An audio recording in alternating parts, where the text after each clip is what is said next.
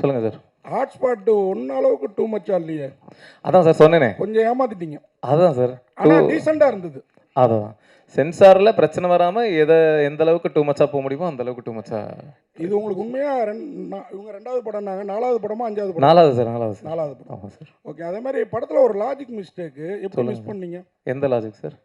ஒருத்தர் பொண்ணை கட்டி கொடுத்துட்றாரு, ஓகே ப்ரொடியூசரு. ஆமாம். அதுக்கப்புறம் பொண்டாட்டி உங்களுக்கு தானே சொந்தம், அந்த பொண்ணு உங்கள்கிட்ட தானே அவங்க வந்து கதை சொல்லணும்.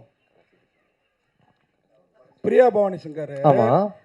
அவங்களுக்குள்ளார ஒரு உறவு இருக்குது. ஆமாம் ஆமாம் ஆமாம். பர்மிஷன் உங்கள்கிட்ட தானே கேட்கணும். என்கிட்ட சொல்லிட்டாங்களே, நான் தான் ஒத்துக்கிட்டேனே. அப்போ நீங்க ஒரு லாஜிக் மிஸ் பண்ணிட்டீங்கன்னு நினைக்கிறேன். இல்லை அதெல்லாம் இல்லை நாங்க என்ன சொல்லியிருப்போம் அப்படின்னா, அந்த பொண்ணு சொல்றாங்கல்ல எங்க அப்பா ஒத்துக்க மாட்டாரு அப்படின்றாங்கல்ல. ஆமாம். அந்த டைம்ல நீங்க ஃபோன் ஏதாவது பார்த்துட்டீங்கன்னா மிஸ் ஆயிருக்கும். ஏன் அப்பா ஒத்துக்கணுங்கிறேன்? நீங்களே அந்த கம்பெனியை ஆக்குப்பை பண்ணியிருக்கணும், மருமக பிள்ளையா. சார் அது தப்பு இல்லை. நான் அவ்வளோ மனசாட்சி இல்லாத ஆள் கிடையாது. பொண்ணை பெற்றவர், அவர்கிட்ட கொஞ்சம் பர்மிஷன் வாங்கி அதுக்கப்புறம்